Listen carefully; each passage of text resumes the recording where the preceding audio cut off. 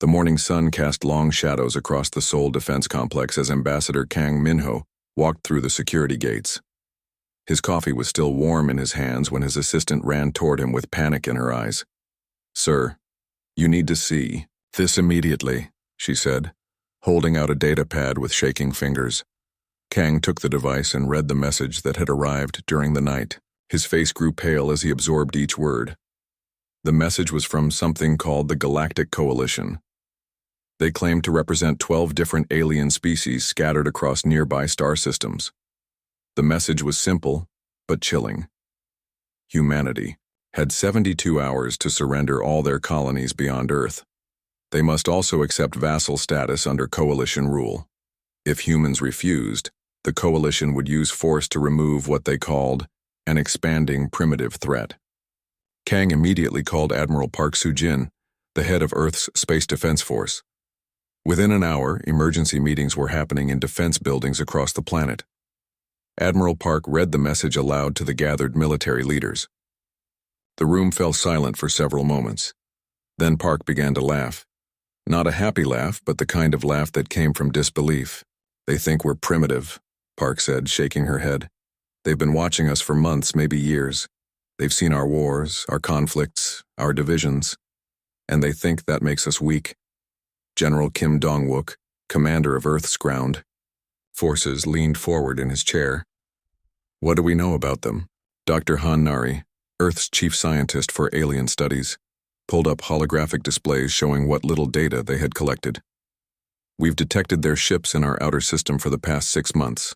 They use energy signatures we don't fully understand, but their technology seems advanced. We estimate at least 40 ships in their main fleet." "40 ships," muttered Captain Lee Do-yun, who had just returned from commanding exploration missions near Jupiter. "They think 40 ships can conquer all of humanity." The room buzzed with conversation as military leaders discussed what they knew. Earth had nearly 200 active military vessels plus countless civilian ships that could be converted for defense. But numbers weren't everything when facing unknown alien technology. "They call us primitive," said Commander Kim Yuna, reviewing the message again. "But they don't understand what that word means when applied to humans." In the Vorthak flagship Domination, General Thexmore reviewed intelligence reports about Earth with his senior officers. The reptilian commander's scales gleamed under the bridge lights as he pointed at tactical displays showing human activity. "Look at their recent history," Thexmore said with satisfaction in his voice. "They fight endless wars among themselves. Just in the last century, they had 2 massive global conflicts that killed millions. Their nations still argue over resources and territory." His intelligence officer, a being called Vexhai, nodded in agreement. "Their emotional decision-making is clearly a weakness, General. They act on anger and fear rather than logical calculation. Their expansion into space is disorganized, with different groups competing against each other." Thexmore studied human, military tactics on his screen. He saw footage of human soldiers in various conflicts throughout their history. To his eyes, they looked chaotic and undisciplined compared to coalition forces. "They use primitive kinetic weapons alongside their energy systems," observed another officer. "Their ships are built for exploration and transport, not serious military action. Most lack proper defensive systems." The general felt confident in his assessment. The coalition had conquered 6 different species in the past century. Each time, the conquered people had recognized coalition superiority and surrendered without significant resistance. The coalition's advanced technology and superior organization always proved decisive. "Humans will follow the same pattern," Thexmore declared. "When they see our fleet and understand our capabilities, their primitive survival instincts will take over. They'll surrender to preserve their lives." Back on Earth, Captain Choi Junho was preparing his squadron for what might come.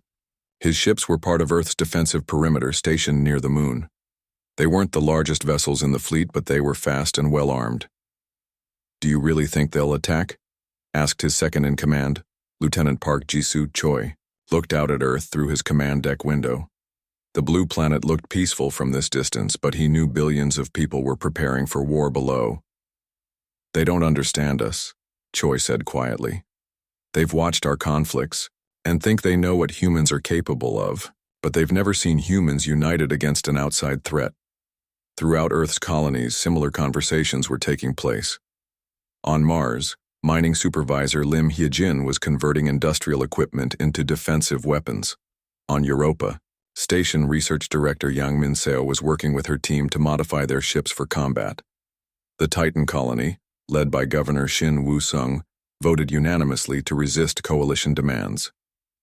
Similar votes were happening across human space.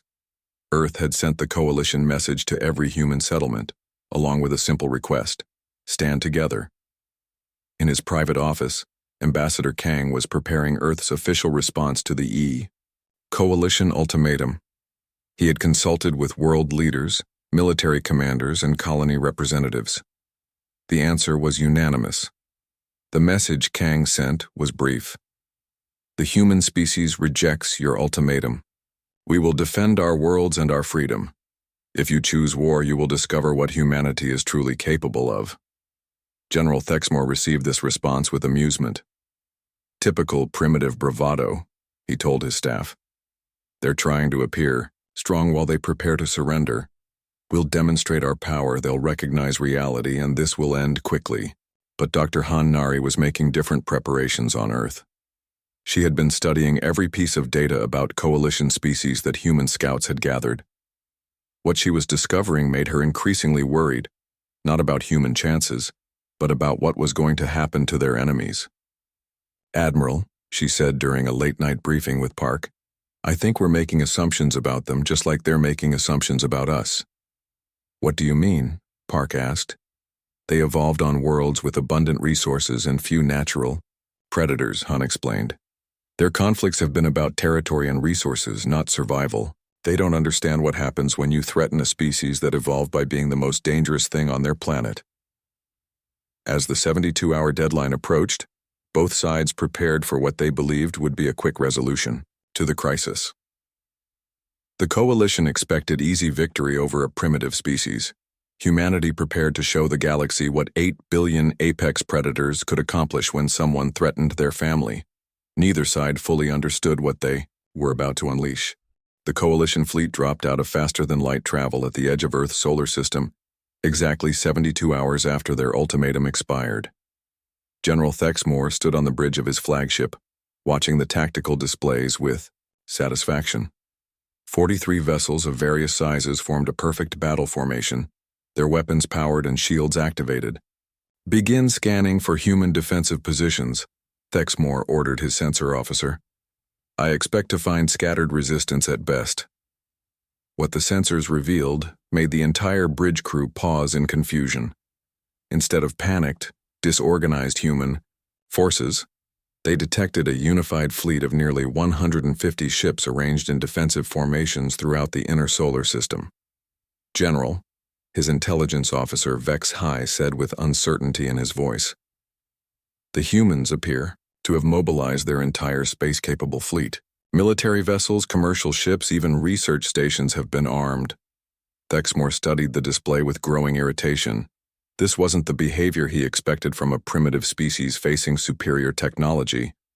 Primitive species were supposed to scatter when faced with overwhelming force, not unite and prepare for battle. Commander Kim Yuna received the alert on the bridge of the Earth Defense Ship Determination. As the senior officer commanding the human defensive fleet, she had spent the last 3 days coordinating with vessels from across human space, mining ships from the asteroid belt, research vessels from the outer planets, even luxury passenger liners had been converted into fighting ships. "All stations report ready," announced her communications officer, Lieutenant Nam Jiho. "The Mars Defense Squadron confirms position. Jupiter Station Patrol is in formation. Even the ice miners from Europa have joined us." Yuna looked at her tactical display. Never in human history had so many different groups worked together so quickly and efficiently. Corporate rivalries, national differences, and colonial disputes had all disappeared the moment an outside threat appeared. "Open a channel to the coalition fleet," Yuna ordered. Within moments, General Thexmore's reptilian face appeared on her screen. His scales were a deep green color, and his eyes held the confidence of someone who had never experienced defeat. I am General Thexmore of the Galactic Coalition, he announced in accented but clear English. You have refused our generous offer of peaceful submission. You will now witness the consequences of defying superior beings. Yuna kept her expression, calm and professional. I am Commander Kim Yuna of the United Earth Defense Force. You entered our space without permission and threatened our worlds. Leave now, and we will consider this a misunderstanding. Thexmore made a sound that might have been laughter. You still do not comprehend your situation, Primitive. Your scattered fleet cannot stand against Coalition military science. Surrender now, and your people will be treated well under our rule. The communication ended abruptly as Thexmore cut the connection. He turned to his weapons officer with visible annoyance.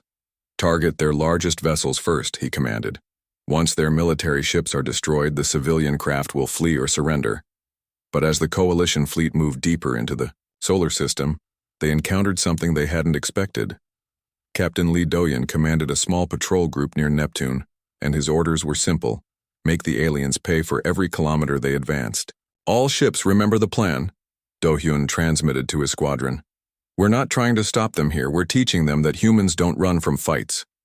Do-hyun's 6 ships were completely outmatched by the Coalition advance force, but they attacked anyway. Using tactics learned from centuries of human warfare, they struck fast and hard before retreating to prepared positions among Neptune's moons. The Coalition ships pursued, expecting an easy victory over the retreating humans. Instead, they flew into carefully prepared ambushes. Human ships emerged from behind ice fragments and asteroid cover, launching missiles and energy beams at close range before disappearing again. These tactics are not logical, complained the Coalition commander leading the advance force. They cannot win through such attacks. Why do they continue fighting? What the aliens didn't understand was that humans weren't trying to win a traditional battle. They were making the Coalition pay in time, resources, and casualties for every advance. More importantly, they were learning about Coalition technology and tactics with every engagement. Dr. Han Nari monitored the battles from Earth's Defense Command Center.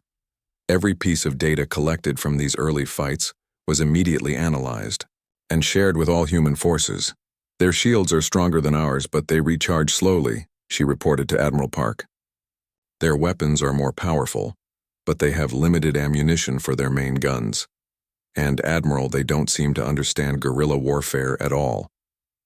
As the Coalition fleet continued toward Earth, they encountered more human resistance at every step. Captain Choi Junho's squadron attacked them near Jupiter, using the planet's massive gravitational field to slingshot around and strike from unexpected angles. The aliens retaliated with overwhelming firepower, but the humans had already moved to new positions. Lieutenant Colonel Yoon Ji-won led her forces in hit-and-run attacks throughout the asteroid belt, turning the rocky debris into a maze of hiding spots and ambush points.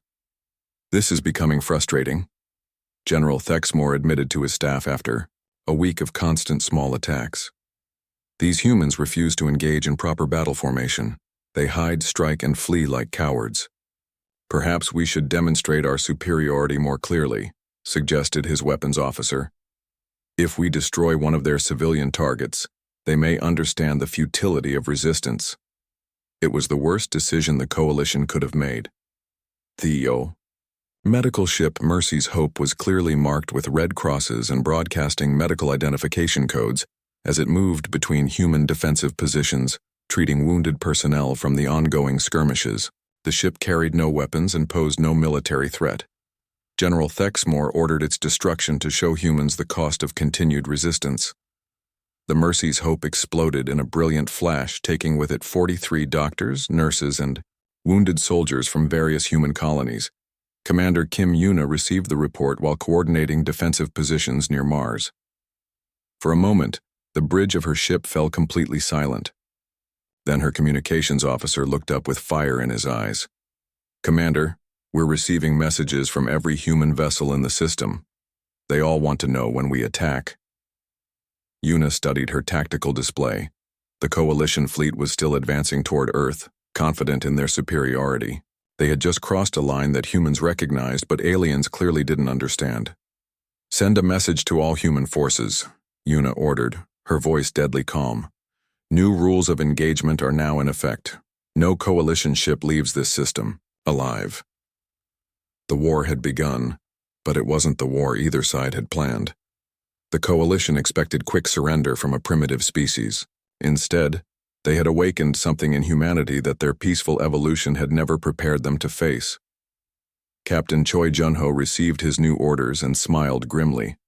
His squadron had been preparing for a desperate defensive action. Now they were preparing for something else entirely, a hunt. 6 months after the destruction of the Mercy's Hope, the war had changed completely. General Thexmore stared at his tactical display with growing horror. Of his original 43 ships, only 28 remained operational. The humans hadn't just defended their territory, they had gone on the attack. Report, Thexmore demanded from his intelligence officer. Sir, human forces have attacked our supply lines in 7 different star systems. They've destroyed 3 of our forward bases and captured 2 coalition vessels intact. Our reinforcement fleet from the Centauri system has been completely eliminated. The general's scales changed color, shifting from green to a sickly yellow that indicated stress among his species. This wasn't how wars were supposed to work. The coalition had superior technology, better organization, and centuries of military experience. Yet somehow these primitive humans were winning. Major Shin Wusung led his special forces team through the corridors of the captured coalition cruiser Vengeance of Stars. The human boarding action had been swift and brutal.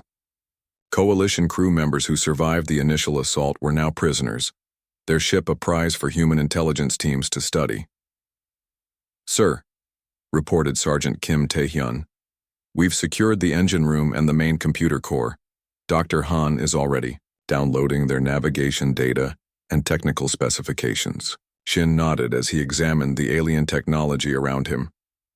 The coalition ship was impressive, but it was designed by beings who had never faced truly desperate enemies. The security systems were complex but predictable. The defensive measures were designed to stop organized military attacks, not the chaotic adaptive assault methods humans used. These aliens built their ships like fortresses, Shin observed. Strong walls, powerful weapons, but they never expected someone to climb through their windows.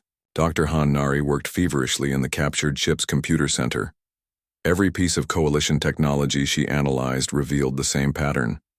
The aliens were incredibly advanced, but utterly predictable.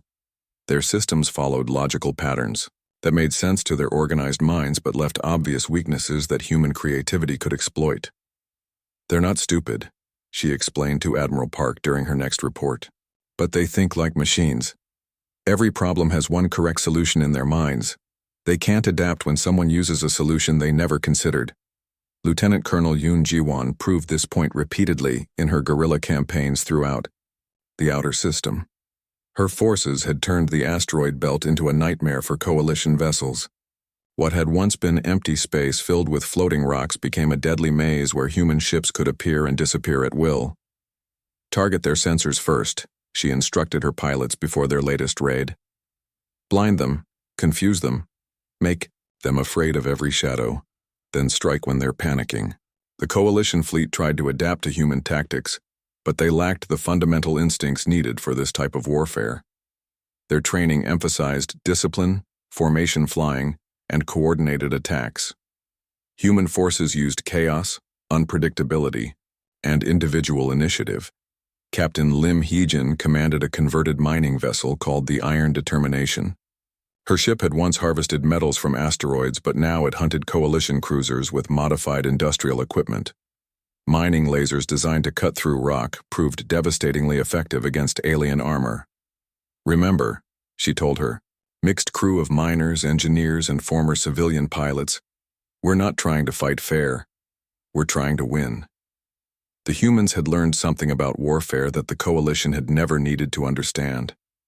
When fighting for survival, there were no rules except victory. Every human civilian ship that joined the fight brought new ideas and unconventional approaches that alien military doctrine had never prepared for. Captain Nam Ji-ho led a squadron of converted passenger liners in an attack on a coalition supply convoy. His ships looked harmless from a distance, but hidden weapon bays opened to reveal missile launchers and plasma cannons salvaged from damaged military vessels. The coalition escort ships moved to intercept what they assumed were fleeing civilian craft. Instead, they flew into a coordinated ambush that destroyed 4 alien vessels and captured their cargo of advanced weapons and ammunition.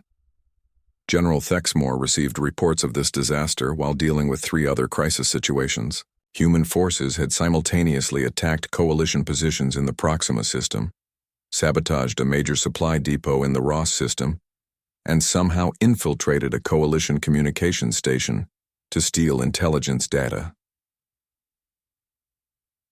How are they coordinating all these attacks? He demanded. Our intelligence reports show no centralized human command structure capable of this level of organization. His science officer, a being called Kethvar, studied the tactical data with growing unease. General, I believe we misunderstood human social structure. They don't need centralized command because they naturally coordinate like a hunting pack. Each group acts independently but toward the same goal. Admiral Bei Tae-hoon was proving this theory correct as he launched Operation Fangless Serpent. His strategy was simple but devastating. Identify every coalition supply route, communication hub, and forward base, then attack them all simultaneously. The operation required coordination between dozens of human groups scattered across multiple star systems. There were no direct communication links between most of them, no unified command structure, and no detailed battle plans. Yet somehow every group knew exactly what to do and when to do it. It's like watching a school of fish or a flock of birds, Dr. Han explained to fascinated human commanders. No individual fish leads the school, but they all move together perfectly. Humans do the same thing instinctively when facing a common threat. Colonel Park Jimin led the most ambitious human operation yet. A direct assault on the coalition's main forward base orbiting Jupiter's moon Ganymede. The base was heavily defended and considered impregnable by coalition standards. Human forces attacked it from 6 directions simultaneously. Stealth ships infiltrated the base's defensive perimeter. Boarding parties struck critical systems from inside. Heavy assault vessels engaged the main defensive platforms. Meanwhile, civilian ships loaded with explosives rammed into secondary targets. The coalition defenders fought bravely, but they were facing an enemy that didn't think like they did. While alien forces tried to maintain defensive formations and protect strategic positions, humans simply ignored conventional tactics and did whatever worked. Within 8 hours, the base was captured. Coalition survivors couldn't understand how their superior technology and defensive advantages had failed so completely.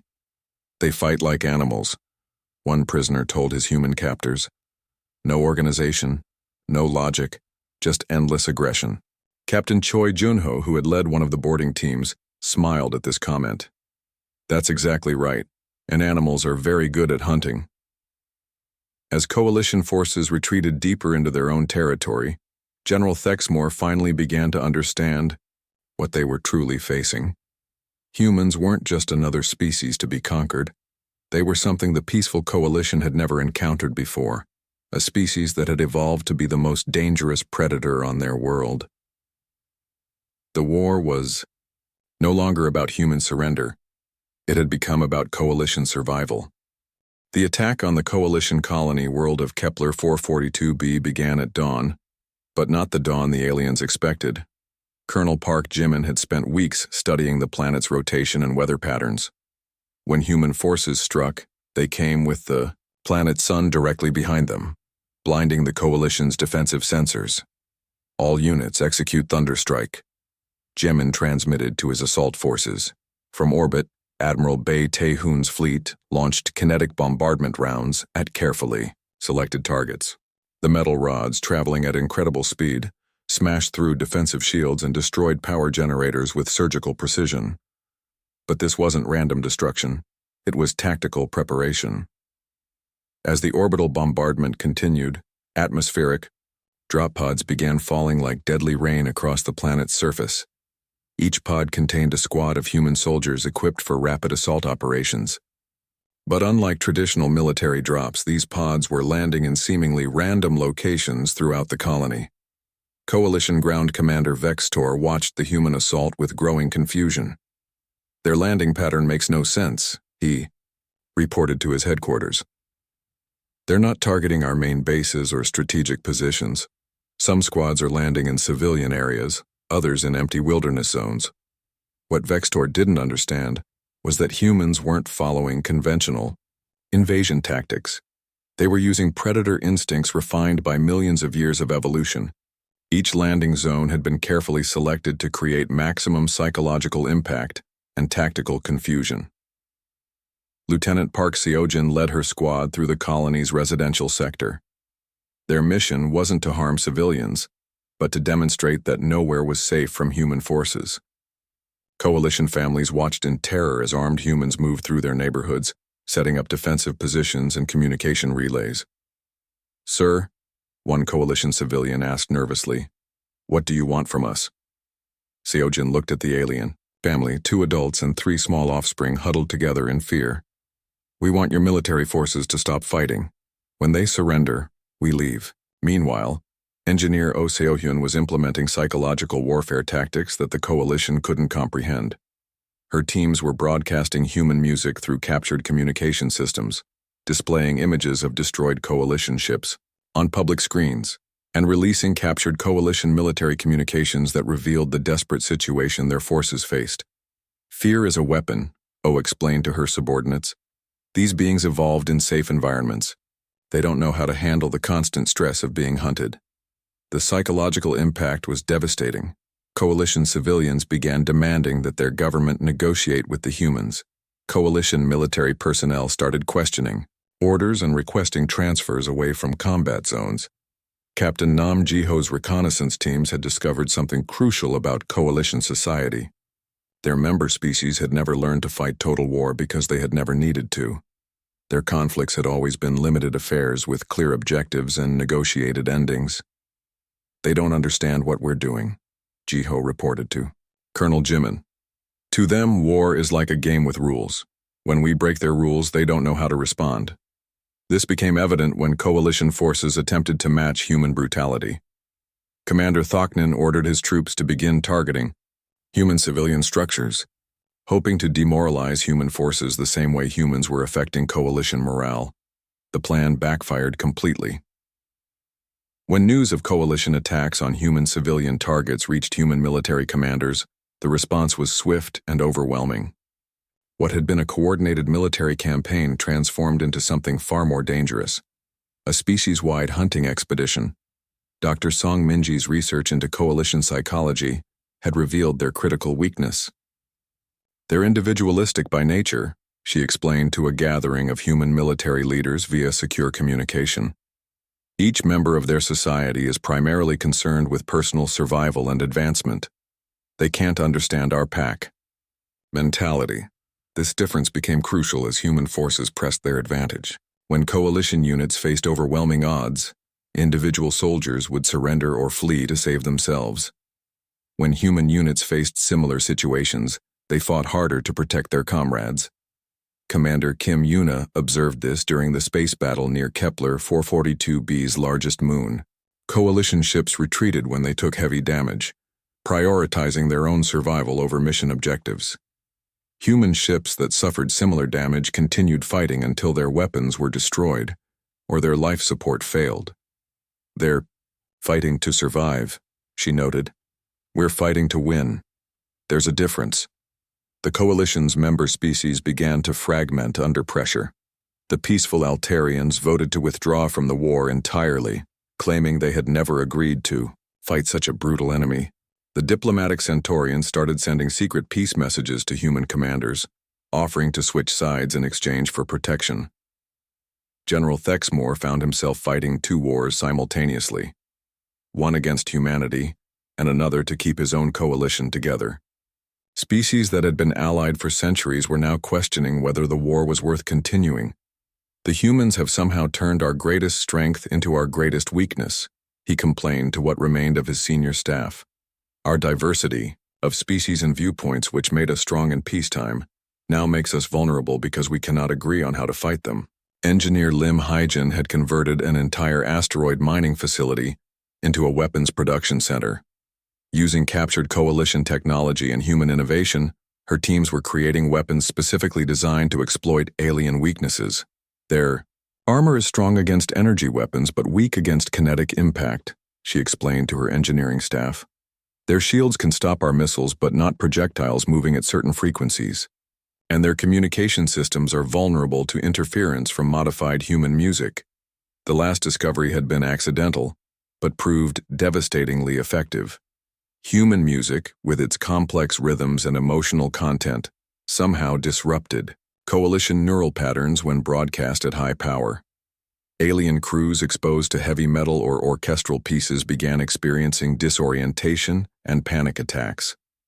As human forces consolidated their control over Kepler 442b, coalition leadership faced a terrible realization. They weren't just losing territory or ships, they were losing the will to fight. Species that had never experienced defeat were surrendering entire fleets rather than face human assault. Captain Hong Seung-jae received surrender messages from 12 coalition vessels in a single day. "Sir," his communications officer reported, "they're not even demanding terms. They're just asking us not to board their ships." The fear was justified.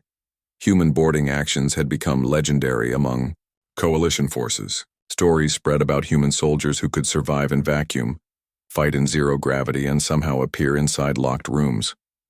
Most of these stories were exaggerated, but the fear they created was very real. Vice Admiral Choi Yoon-ji was coordinating the systematic dismantling of coalition presence in 3-star systems simultaneously. Her strategy was methodical and terrifying. Isolate each coalition force, cut off their supply lines, then offer them a choice between surrender and destruction. "We're not trying to kill them all," she explained to her staff. "We're trying to convince them that resistance is hopeless.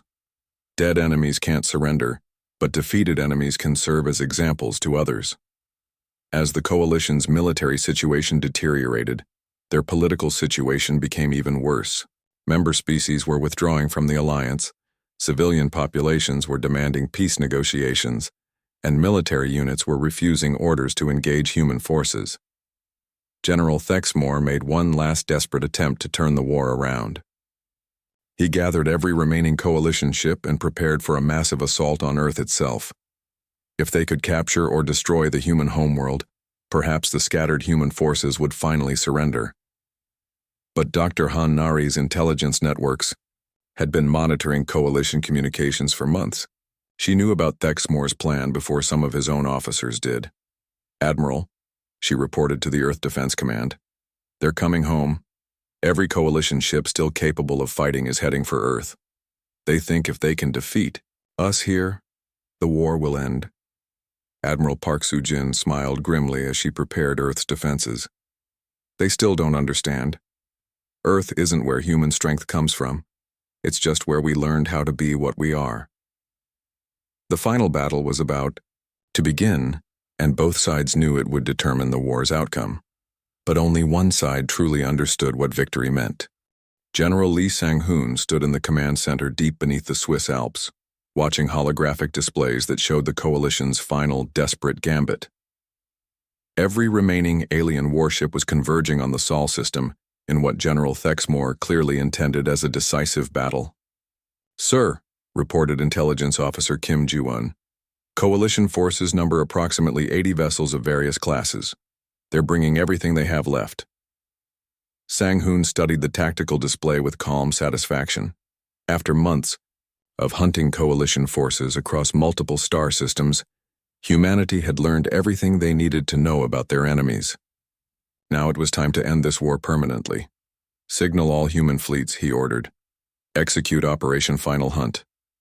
What General Thexmore didn't know was that human forces had been deliberately allowing coalition survivors to escape previous battles. Every retreat, every regrouping, every desperate attempt to rebuild their forces had been carefully monitored and guided. Humanity wanted all their enemies in one place for the final confrontation. Admiral Park Soo-jin commanded the primary Earth Defense Fleet from her flagship Indomitable Will. Around her, Nearly 300 human vessels waited in carefully prepared formations. But these weren't the same improvised defensive forces that had first met the coalition months ago. Every human ship now carried weapons and defensive systems built from captured coalition technology and improved by human engineering. Mining lasers had been replaced by plasma cannons that could cut through alien armor like paper. Defensive shields powered by alien energy cores could withstand attacks that would have destroyed early human ships. "Ma'am," her tactical officer announced, "Coalition fleet has entered the outer system. They're maintaining standard formation patterns." Park smiled coldly. After all this time, after all their defeats, the aliens were still following predictable military doctrine. They never learn. Signal Captain Choi. Begin Phase 1. Captain Choi Jun-ho's stealth squadron had been hiding among the asteroids beyond Neptune for days. His ships used a combination of human camouflage technology and captured coalition sensor jammers to remain invisible until the perfect moment. As the coalition fleet passed his position, Choi's forces struck without warning. 20 human ships materialized from apparent empty space and launched concentrated attacks on the alien formation's rear guard. But this wasn't the random guerrilla assault the coalition expected. Every target had been carefully selected. Communication ships died first, cutting off coordination between coalition units. Command vessels were next, eliminating experienced officers and disrupting chain of command. "Sir," reported Coalition Sensor Operator Kethvar from the flagship, "we're under attack from behind. Multiple human vessels, precise targeting of critical systems." General Thexmore watched his carefully organized formation dissolve into chaos as human forces struck from directions that should have been empty space. "Impossible. Our sensors showed nothing in those areas." What the general didn't understand was that humans had been studying coalition sensor technology for months. Every captured ship, every piece of salvaged equipment, every interrogated prisoner had provided pieces of the puzzle. Now human engineers knew exactly how to hide from alien detection systems. Captain Hong Seung-jae led the second wave of attacks as coalition forces tried to regroup. His squadron emerged from behind Jupiter's moons, using the planet's massive bulk and magnetic field to mask their approach until the last possible moment. The aliens found themselves facing an enemy that had evolved beyond their understanding. Early in the war, human forces had been desperate defenders using improvised tactics. Now they were precision hunters using alien technology better than the aliens themselves. "Target their weapon systems," Hong ordered his squadron. "Disable, don't destroy. We want prisoners and salvage." This was the most terrifying aspect of human warfare from the coalition perspective. Humans didn't just defeat their enemies. They learned from them, adapted their technology, and used it more effectively than its creators ever had. Vice Admiral Choi Eun-ji commanded the Inner System Defense Forces. Her ships didn't engage the coalition fleet directly. Instead, they formed a perfect barrier between the aliens and Earth, cutting off every possible escape route. The message was clear. The coalition fleet could fight the humans, or they could surrender, but they would not be leaving the Sol system alive. Ambassador Kim Joo-young broadcast humanity's final ultimatum on all coalition communication frequencies. Her voice was calm and professional, but her words carried the weight of absolute certainty. Coalition forces, you are surrounded and outnumbered. Your technology has been captured and improved upon. Your tactics have been studied and countered. You have one choice: surrender unconditionally, or be destroyed. General Thexmore's response was immediate and defiant. "Humans, you may have caught us by surprise, but we still possess superior firepower. We will break through your lines and reduce your homeworld to radioactive debris." The human response came not in words, but in action. Every human ship in the system opened fire simultaneously. But this wasn't the chaotic battle the coalition expected. Human forces attacked with mathematical precision, each shot calculated for maximum effect. They targeted specific systems on alien ships: engines to prevent escape, weapons to reduce threat, life support to force quick surrender decisions. Coalition. Return fire was devastating but ultimately pointless. Human shields, powered by alien energy technology but managed by human tactical computers, deflected most incoming attacks. Human ships that took damage continued fighting with a determination that alien crews couldn't match. "Sir," reported Coalition Weapons Officer Vorthak, "their defensive capabilities have improved dramatically since our last engagement. Our main weapons are having minimal effect." Thexmore watched in horror as his fleet was systematically dismantled by an enemy he had once dismissed as primitive. How did they advance so quickly? This level of technological integration should take decades. Dr. Han Nari, monitoring the battle from Earth's command center, could have answered that question. Humans didn't just copy alien technology. They understood it, improved it, and combined it with human innovations in ways the original designers had never imagined. The Coalition's final formation collapsed when Captain Lim Hyejin's converted industrial ships began their attack run. Her vessels looked like harmless cargo haulers to alien sensors, but hidden within their holds were the most powerful weapons humans had ever built. Mining charges designed to crack asteroids had been modified into proximity bombs that could shatter Coalition armor. Industrial fabrication systems had been converted into missile manufacturing plants that could produce ammunition during combat. Even waste recycling systems had been turned into chemical weapons that could disable alien life. "Support, sir," Lim reported to Admiral Park. "Coalition resistance is collapsing. We're receiving surrender signals from multiple vessels." But the human response was not what surrendering aliens expected.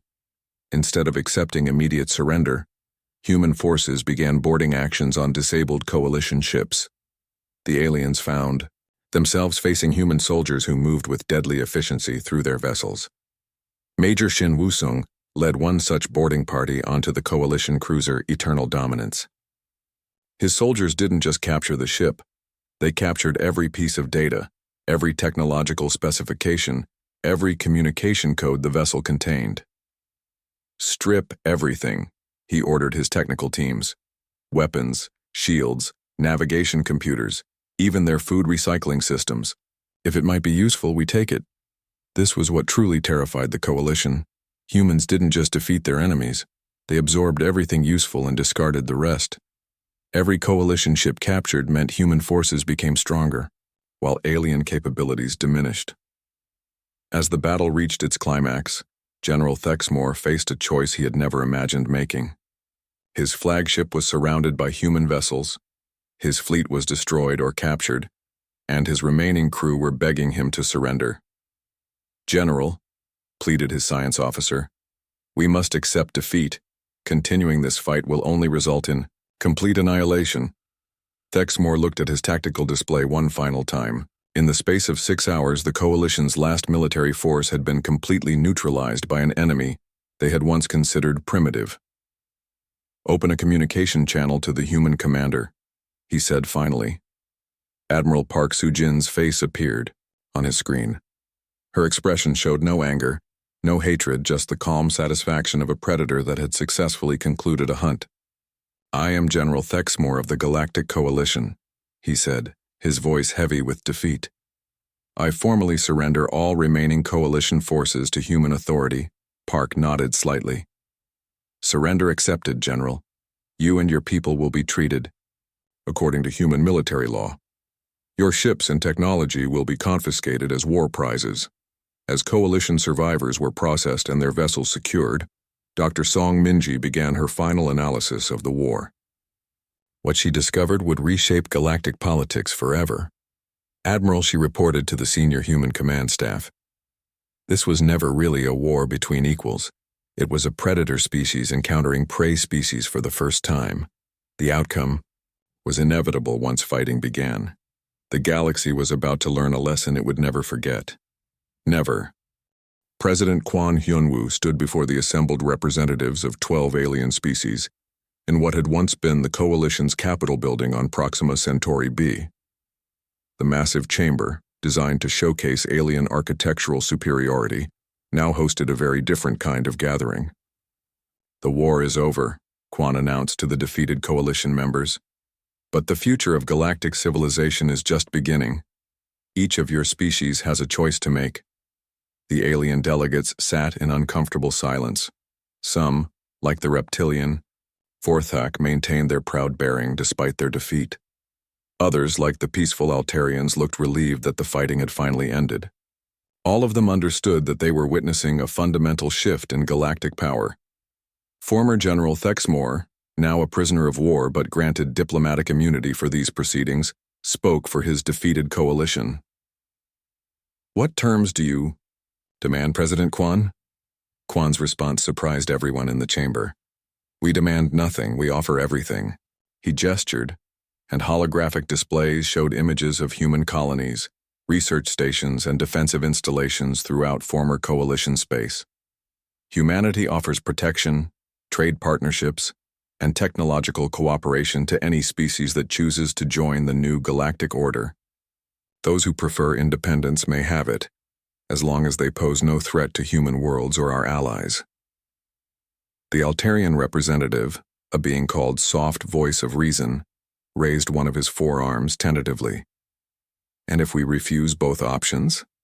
Admiral Park Sujin, who stood at the president's right side, answered that question. "Then you leave this region of space and never return.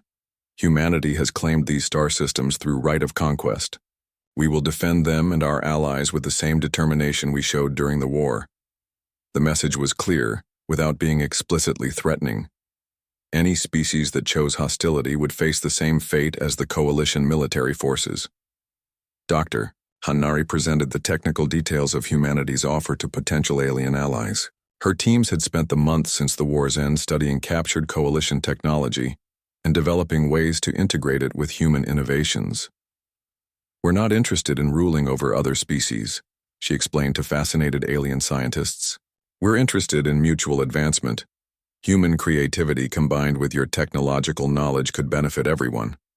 This approach was completely foreign to the former coalition members. Their alliance had been based on dominance hierarchies and resource competition. The concept of genuine cooperation between species was almost incomprehensible to them. Commander Yang Min-seo had been tasked with establishing the first joint human-alien research facility on Europa Station. Her team included scientists from 3 different species who had voluntarily joined the human alliance. "The key is understanding that we're all trying to solve different parts of the same problems," she explained during a video conference with Earth's leadership. "Vorthak engineering expertise, Centaurian mathematical knowledge, and human innovation create solutions none of us could achieve alone." The integration wasn't always smooth. Species that had evolved in different environments and social structures needed time to learn how to work together, but the results were remarkable when cooperation succeeded. Captain Lee Do-yun had returned to exploration duties, but now his ship, the New Horizon, carried a mixed crew of humans and aliens. His current mission was to investigate reports of unknown civilizations beyond the former coalition's borders. "Sir," reported his Altarian sensor operator Win-Through Crystals, "we're detecting artificial structures in the Kepler 186 system. The configuration suggests a spacefaring civilization." Do-hyun studied the sensor data with interest. This would be humanity's first contact with aliens who hadn't been part of the coalition war. The approach would be crucial for establishing precedent. "Open a communication channel," he ordered. "Standard peaceful contact protocols. Let's see if we can avoid another war." The alien response came within hours. A delegation from the Kepler civilization agreed to meet with human representatives, but they had clearly heard stories about the recent war. "We greet the victorious humans," their message stated formally. "We seek peaceful relations and mutual benefit." Admiral Bae Tae-hoon was establishing the new galactic defense network from his headquarters on Mars. The system integrated human military bases with voluntary, defensive installations provided by allied species. "The goal isn't to conquer the galaxy," he explained to his mixed staff of human and alien officers. "The goal is to make sure nobody else tries to conquer it either." This philosophy proved attractive to many species. The Centaurians, who had been forced into the coalition against their will, enthusiastically joined the human defensive network. Their diplomatic skills, combined with human military strength, created a powerful combination. Colonel Park Jimin was training the first integrated military units, where human soldiers worked alongside alien allies. The cultural differences created initial challenges, but the results were promising. Humans excel at rapid adaptation and creative problem-solving, he noted in his training reports. Vorthak soldiers are incredibly disciplined and technically skilled. Altarians have natural abilities that work well in zero-gravity environments. Together, they're more effective than any single species could be alone. But not all former coalition members chose cooperation. The Draconian hegemony, a proud warrior culture from the galactic rim, declared their intention to rebuild their forces and challenge human dominance. Vice Admiral Choi Yoonji received intelligence reports about Draconian military preparations with grim satisfaction. "Let them try," she told her intelligence staff. "We'll be ready." The difference was that humanity was no longer the desperate defender of the early war. Human forces now included the best technology from multiple species, battle-tested tactics, and experienced crews who had proven themselves against overwhelming odds.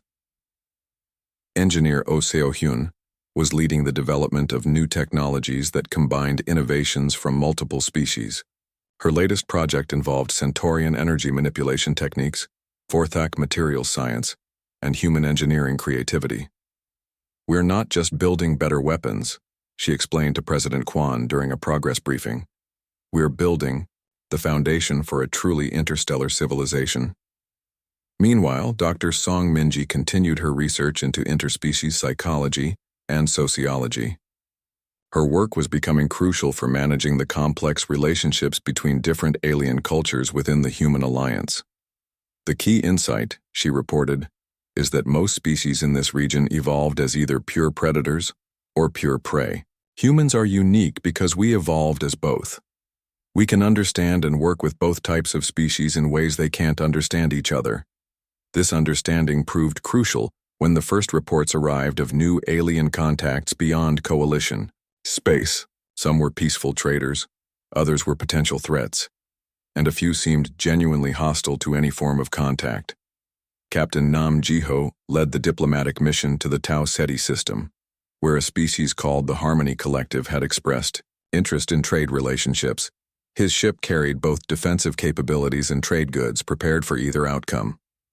"Remember," he briefed his crew, "we represent not just humanity but the entire galactic alliance now. How we handle first.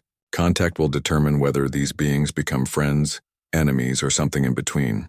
The Harmony Collective proved to be another peaceful species that had been threatened by coalition expansion before the war. They were eager to join the human alliance in exchange for protection from more aggressive neighbors.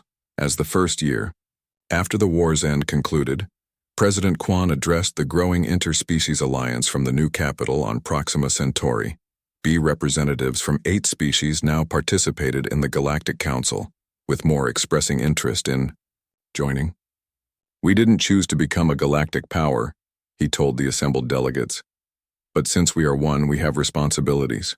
We will protect the weak, welcome the peaceful, and stop anyone who threatens the stability we've built."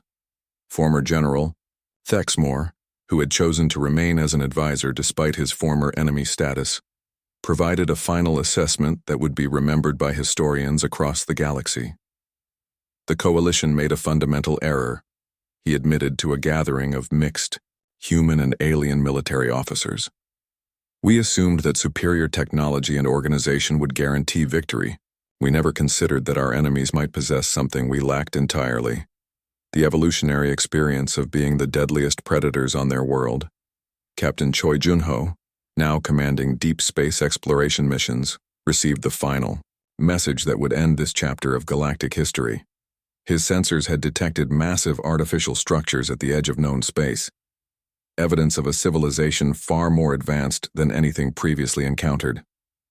"Sir," his science officer reported, "the energy signatures suggest technology centuries beyond anything we've seen.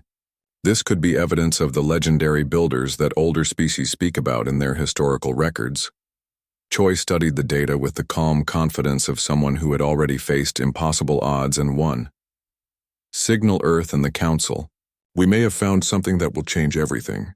Again." The galaxy had learned its lesson about underestimating humanity.